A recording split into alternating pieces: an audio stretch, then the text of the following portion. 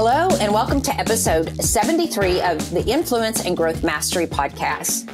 Today, I have Jessica Vasquez with Sterling Group Insurance with me. Jessica offers insurance for autos, motorcycle, AVTs, RVs, boats, homeowners, rentals, condos, life, health, dental, vision, and business insurance in Arkansas, Oklahoma, and Missouri. So if you can tell and you need insurance, you can get that from Jessica. She covers it all.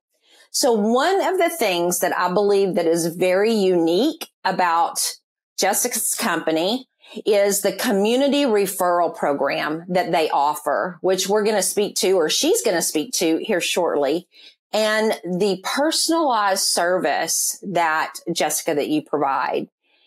And so it's such a pleasure and an honor, Jessica, to have you speak to my audience today. And as a podcast host, I know you know this, but I want to share it anyway. But I share my platform with entrepreneurs and small business owners like yourself to help market your brand and your business further to expand your network and your resources, which we'll do in this podcast today, which is just one of the reasons and the ways that I help give back to reach my goal of impacting 100,000 individuals. So welcome again to the podcast. Thank you for having me. You're so welcome. So Sterling Group Insurance, it was founded by a gentleman by the name of Stan Tagg in, I believe, 2006. And he passed the torch, Jessica, onto you around 2015.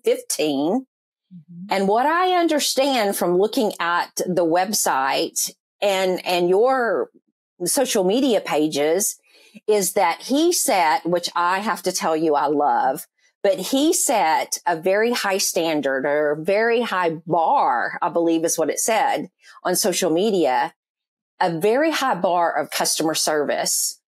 And again, I love that because you don't see much of that today, but he set a high bar in customer service in the company. And I believe that you've even carried that torch forward. Share with me how you have carried that forward and what that means today. Okay. Well, Stan, he really did. He had over 30 years experience when he started the company in insurance. Wow. He's a very personable person. I tell people, I don't know that I myself would have made it in insurance without him. So he was your mentor too then? Yeah, it can be, sometimes it can be in an environment where, there's a lot of pressure on agents to sell. And, he did not bring that attitude into the office. He brought the attitude of do what's right for the client. And so we work really hard to make sure that we can give the best that we can to our clients. I'm independent. I work with some of the best companies in the world. Actually, I just recently found out some of the companies deal with are actually like in the top 10 of the entire world. Wow. We're picky about the companies that we do work with because we want our clients to have good experiences. Insurance is very important that it's right. So we take the time to get to know our clients' personal situations. So that way we can help advise on coverages that they maybe didn't think about or didn't know was an option. We have found a lot of our new clients have never had somebody actually sit down and explain everything to them. A lot of people don't know what the terminology means. So we want to take the time to make sure our clients understand the product they're purchasing. And then if we see, within visiting with them, we see that there are other options that might be a good fit for them that they would want to know about. We are big on education. Even if the policy ends up not being with us, if you really can find a better deal somewhere else, we're even at that point happy to review your policy and let you know if we see anything that we think you should ask the person you are with about. So that's the biggest thing. Because when you have to use insurance, a lot of times it is your livelihood on the line. And so it's really important that it's right and that you have the right coverages to fit what you might need.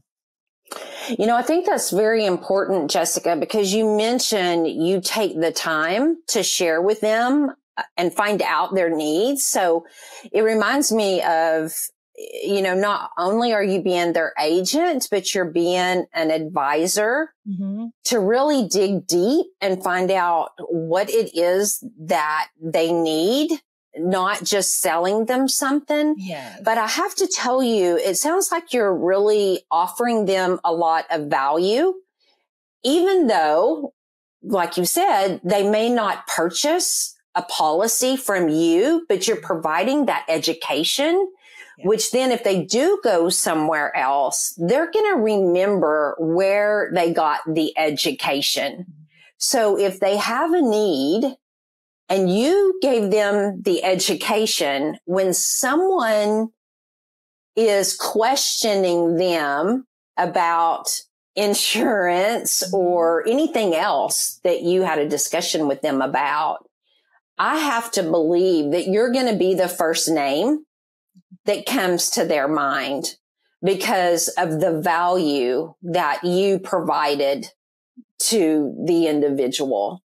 Because if they took the value that you gave and then went and purchased something somewhere else based upon cost, I have to believe that there's a huge difference there.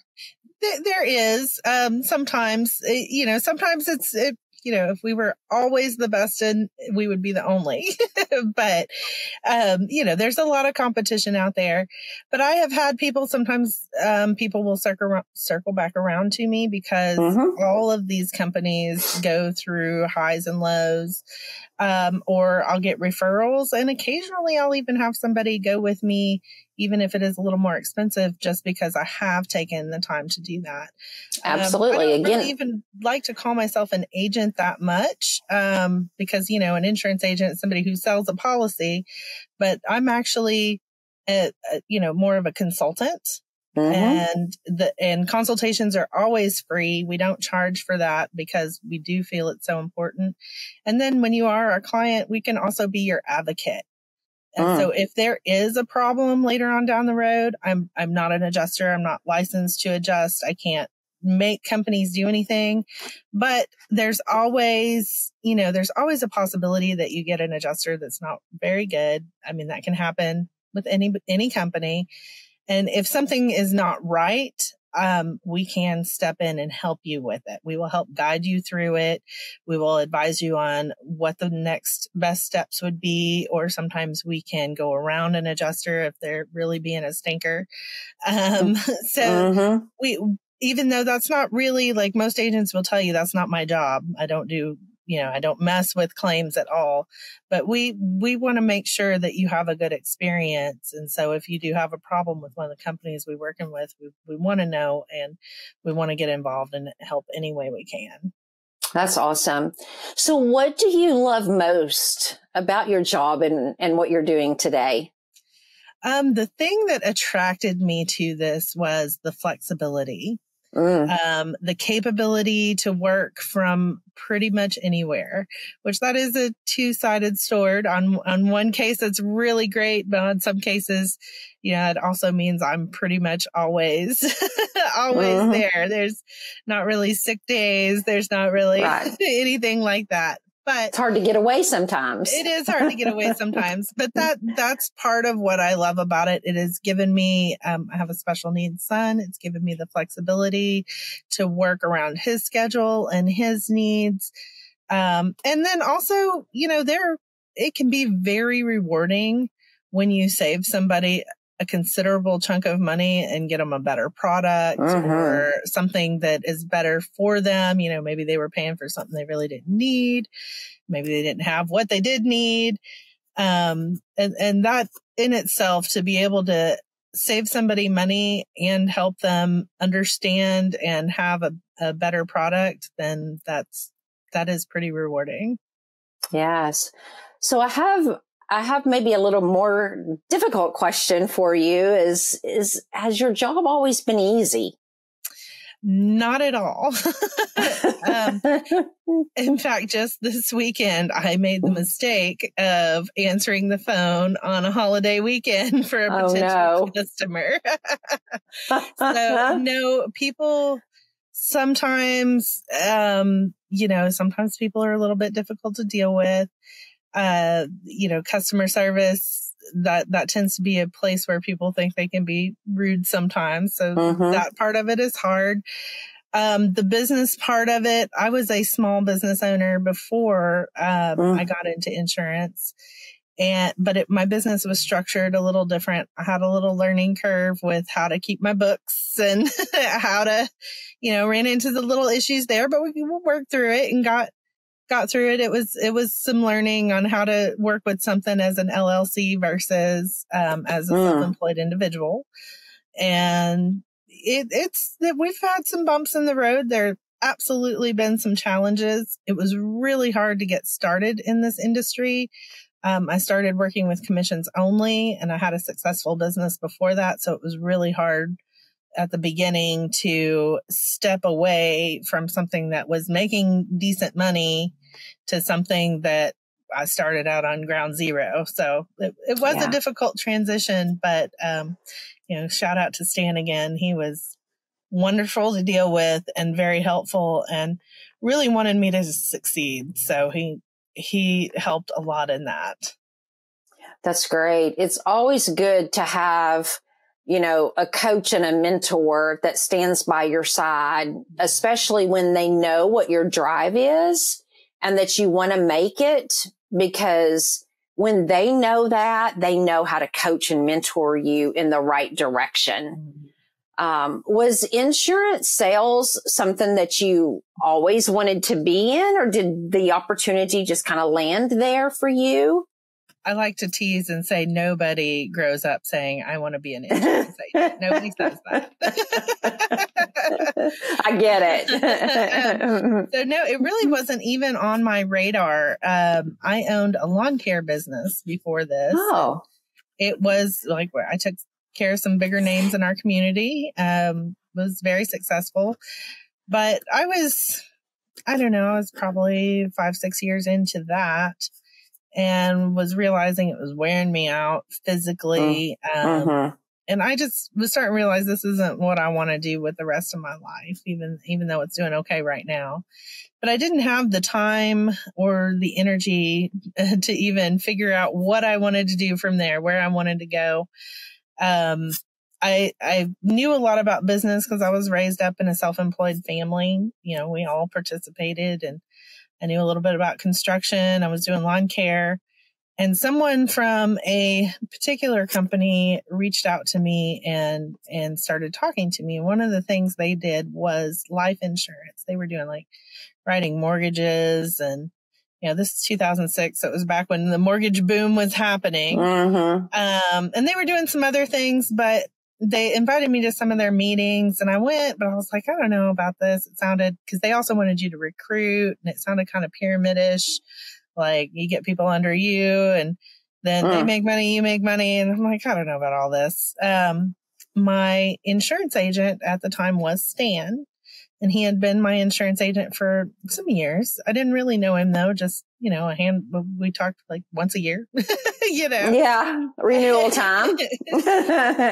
And I lived in between, like in several little towns right here all together where you don't know where you left one and entered another, but I lived in between the one where he worked and the one where he lived. And he was meeting me not long after that particular company had been kind of wooing me. And I met him in a Lowe's parking lot right off the highway. So it'd be real easy for him to get back on the highway and go home.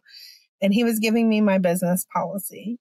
And I started asking him questions about this company, because I knew nothing about insurance. Nobody had ever sat me down and talked to me about it. I was coming in at ground zero. I knew nothing. So I thought, well, he'll at least know something about this side of the business. And when I mentioned the name of the business, he said, don't sign anything with them. Well, I haven't done that. So we started talking. I asked him a few more questions, and finally he looked at me and said, why are you asking me these questions? Are you wanting to get into insurance? And I explained to him, like, I'm wanting to do something different, but I have no idea what that is. I don't know what that looks like. And I have zero experience in insurance, but I'm willing to learn, I don't know, maybe. And he goes, well, here's the deal. I'm getting ready to open my own agency, and I would love it if you would come work for me. Wow. And so we sat in his car for about 2 hours discussing like what that looked like, what I would have to do to get licensed, what expectations were. We even talked about the fact that at some point he would want to retire and was also looking for someone to work with that he could pass the business on to. So I took that all in and went home and told my ex-husband now that my husband at the time about it. And he really wasn't for it. But I told him, I said, I think this is something I should try. I have a feeling I'll regret this one if I don't check it out. And so I kind of took a big old leap of faith and jumped into insurance, and here I am. Wow. I did a podcast the other day on rocket ship opportunities. And, you may not know what seat to get on. You just know you need to get on. Mm-hmm. And it sounds like that is one of those types of opportunities. That's it. And I'm glad I did it. I'm absolutely glad I did it. Stan was wonderful to work with, and I couldn't imagine getting started in the insurance business with anybody else. That's wonderful. So let's talk about a program that you have within the insurance group, your community referral program. What is that, and what does it look like, and how can people get involved if they want to get involved? So we have the Help Us Help the Community referral program. So what I do is anytime someone sends me a referral, so long as the referral lets me present them a quote, so I do need to actually make contact with them. But even if they don't buy the policy, we set aside $25 to go to a nonprofit. And then what we do is the person that referred us, we put them in a drawing, and whoever wins that drawing gets to pick which nonprofit the money goes to. And we hold those drawings quarterly. So we just save up that money as we get referrals in. And then once a quarter, we'll have a drawing and present a nonprofit organization the money from that previous quarter. That's phenomenal. What other question in reference to that? Are the nonprofit entities in your community? Are they nationwide, or? We try not to influence when somebody wins. We try not to influence where they want to donate. So we've actually donated to some big national nonprofit organizations, but I personally do prefer to give to ones that are in the community. And if we have a winner that just says they don't really know they don't know where they want to donate to, I actually do have a list. I'm not even sure how many nonprofits I have on there. There's several. I have 2 pages of nonprofits. And we're constantly adding to that list as I learn more, but I give them a list of local nonprofits, places that I know about personally, that I know I've seen what they're doing in the community, can tell the impact that they're having here. And we're always on the lookout for new ones to put on the list. That's great. But then we hand them the list and they can look it over. It's got like a little summary of what they all do, and, websites if they have them, or phone numbers or emails if they want to learn more about a particular one. All their contact information is on that list. But we don't influence it. Even when we give the list, we say, this is what we know of that's in the area, and let them pick. The thing that just came to mind as you were saying that was, you always get the question of what sets you apart from everyone else in the community or everyone else in the state. And the community referral program, I've not ever heard of anybody else doing anything like that. So I've had a lot of people tell me, even a lot of people that deal with other agents as on the regular, everybody has told me they've not heard of anything else like that. And that came from, we've been doing that. I think we're in our third year of doing it. I used to volunteer a lot physically, and I really like giving back to the community. But I had my son who's getting ready to be 5 here in a few days. And, COVID happened. And so that kind of put a nix on that. And, I was kind of brainstorming with one of my sales reps, and they said, some people tie this to giving. And, so I got to thinking about it. I'm like, how could I would love to be giving back, with my referral. So I kind of thought about it for a little while, and there are some laws against what you can give for referrals in the insurance world.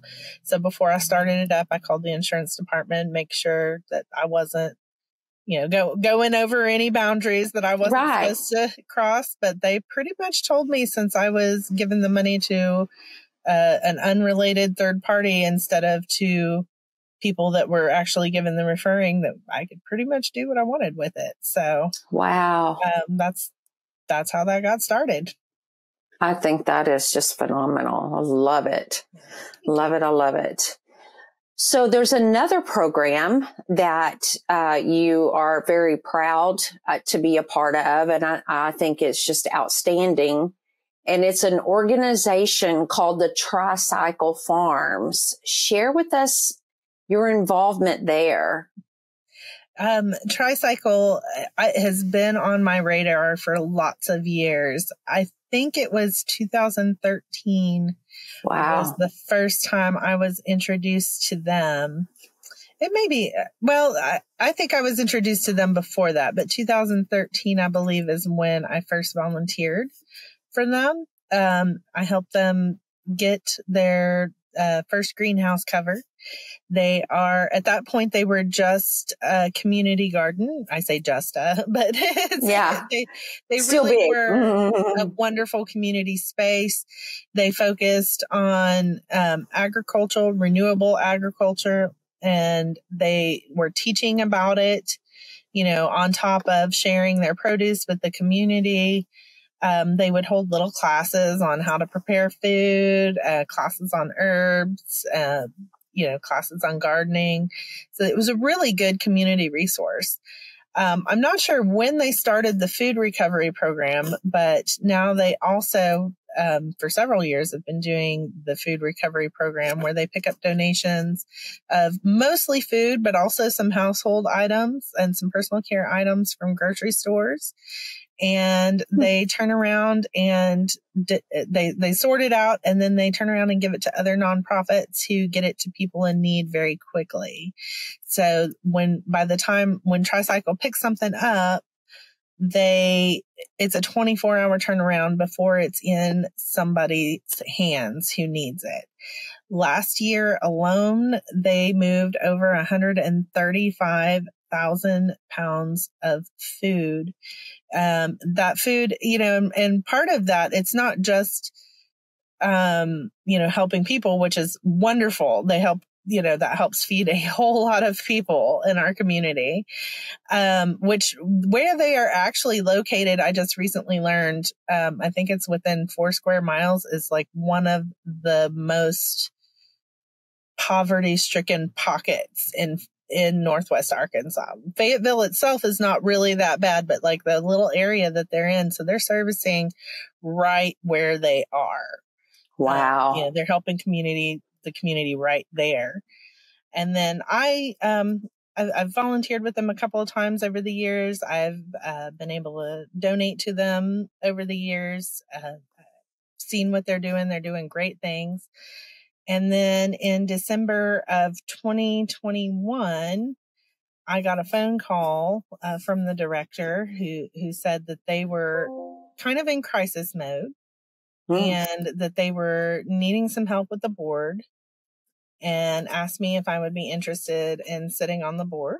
And so I had a meeting with them to, discuss what that meant, what that looked like, and what obligations I would have. And I got elected to serve on the board about a week or two later.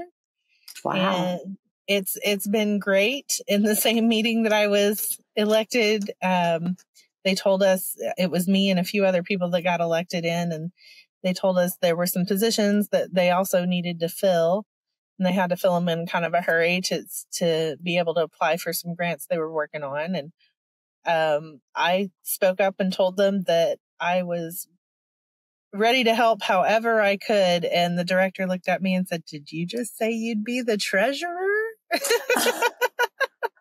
And that's how I became the treasurer. Wow. But it's all right. It's been great to work with them. I'm super proud to be a part of it. I'm honored that they even thought of me. Yes. It's been a great opportunity, and I am happy to serve. That's phenomenal. And how many pounds did you say? Last year, they moved over 135,000 pounds of food. And that was done with very minimal manpower. That was done between 2 and 3 people at a time.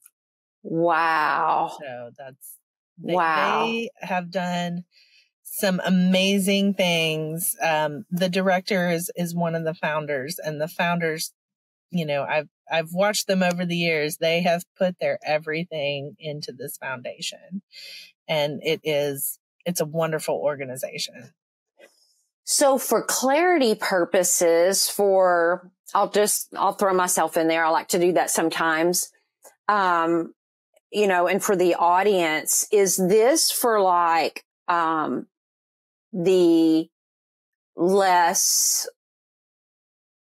the lower income? Is it for tornado victims? Is it for things like that? Or how do they know where to distribute the food? So we currently have distribution partners.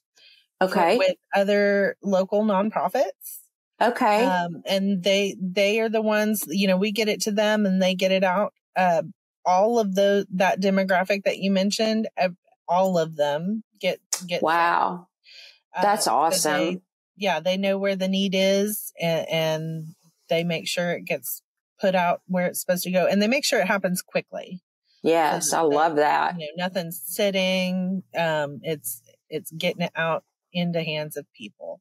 It is mostly lower income. Probably, I think a lot of it goes to different food banks in the area. Mm-hmm. But I know a lot of those, like when we had a tornado in Springdale. Was it last year? I think it was last year. We had a tornado in Springdale, and I know a lot of those partners, did help with those kind of things. So I'm sure that some of that also got put out to those people. That's great. And then also, Northwest Arkansas is known for its bike trails.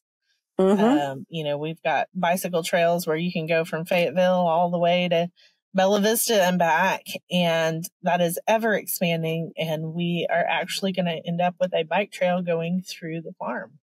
So it's wow. be very accessible to anybody. And the farm side of it really is for everybody. There is something there for everybody. You can help, you can volunteer, you can go grow some things, you can get involved, you can just hang out in the setting.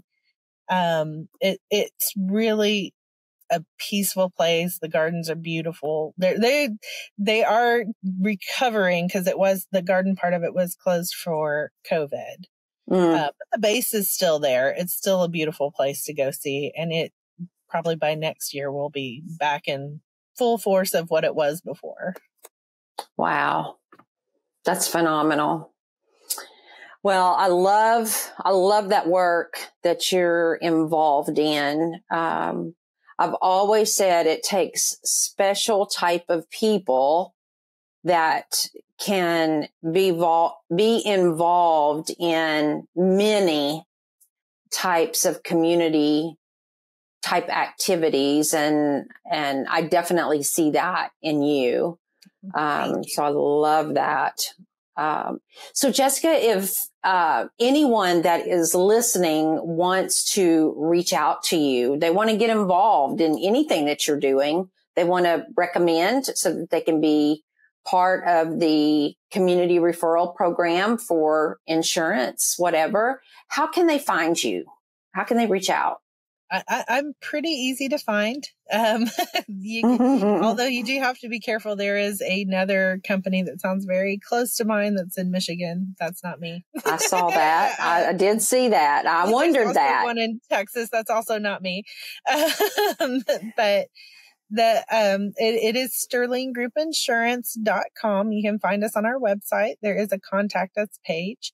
You can find us on Facebook, LinkedIn, Alignable, Twitter, and Instagram. You can email me. It's jessica@sterlinggroupinsurance.com. Which of course, all of this you can find on the website too, but you can also call me at 479-313-2782, or you can text me at 479-326-7538. And you can also reach me if you just go to the website. There is a chat feature there, and you can reach me through there.